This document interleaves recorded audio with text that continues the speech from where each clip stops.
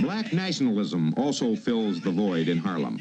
This is Harlem Square, 125th Street and 7th Avenue, the hot corner of black nationalism. Now, I'm a nationalist. I've taught nationalism, and that means that I want to go out of this white man's country because integration will never happen. You'll never, as long as you live, integrate into the white man's system. Listen carefully.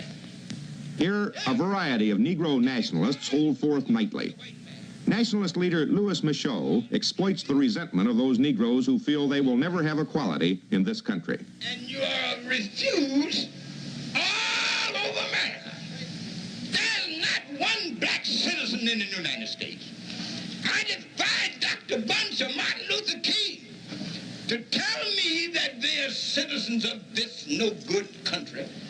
No nationality that comes to America that wants to become a citizen, if he wants to, can become one, but you. Today, more than ever, many Negroes are searching for a clearer sense of their own identity. They are asking, who am I? Where did I come from? Where am I going? Am I African? Am I American? Or something else? Some are finding answers in a new awareness of an old heritage, a cultural past linked to Africa. Harlem is the spiritual home of the Africa-conscious Negro. Here, Africa is studied more, yearned for more, and misunderstood more than anywhere else on earth.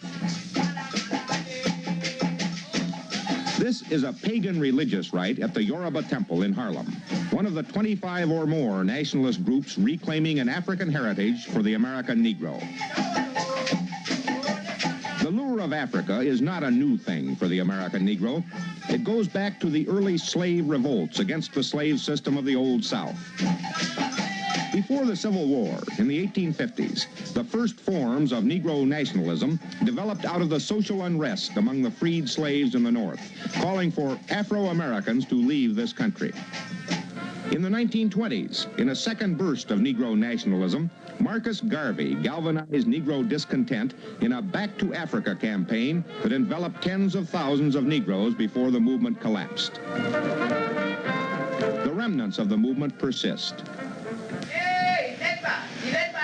Today, nationalist organizations with names like the Hearts of Africa Committee, the African Nationalist Pioneer Movement, the United People of African Descent, are calling for everything from a Back to Africa movement to reparations and restitution for unpaid slave labor to a separate Negro republic within the United States. Historian Richard B. Moore says that consciousness of Africa can be a positive force among Negro Americans.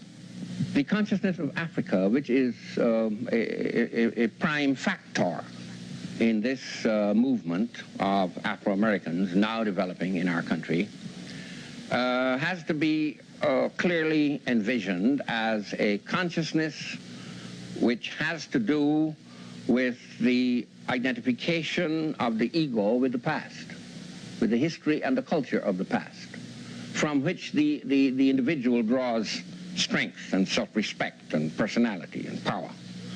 This has nothing whatever to do with a rejection of the American scene, with which it is too often confused by people who are not at all clear as to the consciousness of Africa and what it means. The leader of the African Nationalist Partition Party, the self-styled Chief Oguncheye, expresses the extreme frustration of the separatist movement in calling for a black nation within the United States. The states that the party has selected, if you will, I can call your attention to the map here, is the 12 original Confederate states of this country. Essentially, we consider those people as living on their trespasses. They've been living there to a great extent through the benevolence of our people. So it is now that we feel that our people should take stock of situations as they are and analyze it and demand that these people remove themselves from that area in order that we might set up our government there and, of course, in final analysis, form our nation. I presume that you yourself were born in the United States, that you are presently a citizen of the United States. Why are you and the people of your movement turning your back on America? Citizen of the United States, I would have to correct you here. I would prefer to regard myself as a subject of this country. And all my people, as long as they've been here, have been subjects.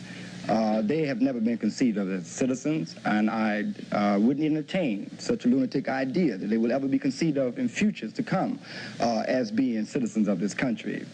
To turn my back on the United States, I don't feel that I've ever turned my back on the United States. The United States has turned its back on me. Civil